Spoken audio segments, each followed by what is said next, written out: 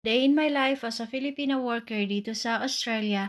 Hi guys, mag-unboxing nga pala tayo sa nabili namin kahapon sa Kmart na deep frying para kasi sabi ko sa kanya mas mabilis ito pagka nag-request siya ulit na magluluto ako ng Shanghai rolls or di kaya fried chicken. Minsan kasi pabigla-bigla to si uncle nyo pag nag-request ng Shanghai sa akin.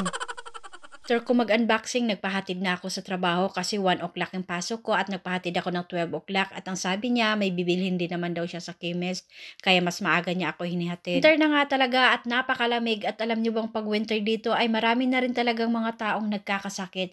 So andito kami sa chemist dahil bumili si uncle nyo ng kanyang gamot na para sa kanyang high blood pressure. Bili na rin ako ng Panadol para sa sakit ng ulo. Mahaba pa nga yung oras ng aking pag-aantay bago ako mag-start ng aking trabaho kaya pumunta ulit ako ng Coles para bumili ng mga crackers. Itong mga crackers mura na lang to, nag half price sa mga masasarap to.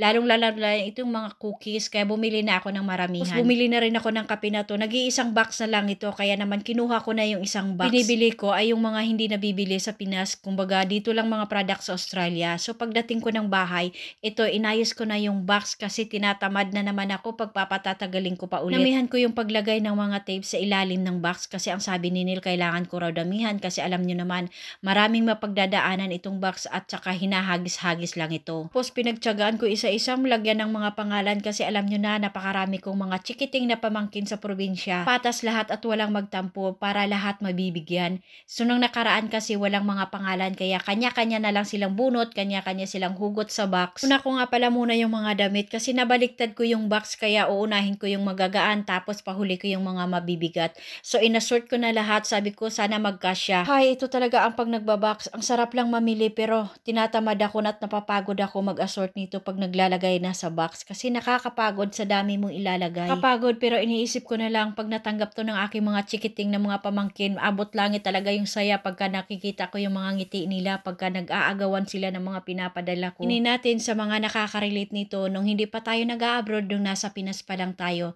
Naiinggit tayo pag may nakikilala tayong may mga pamilya silang nagpapadala sa kanila, may natatanggap silang balikbayan box. So naisip mo rin na sana balang araw ay magagawa mo rin to sa inyong pamilya, sa iyong mga kapatid at mga pamangkin, yung makita mo yung masaya sila pag nagbubukas sila ng iyong mga pinapadala para maranasan din nila yung mga naranasan ng ibang tao na nakikita lang nila. Sa pamilya, gagawin ng lahat kahit mahirap, lalong-lalo na sa probinsya. Yan lang, bye!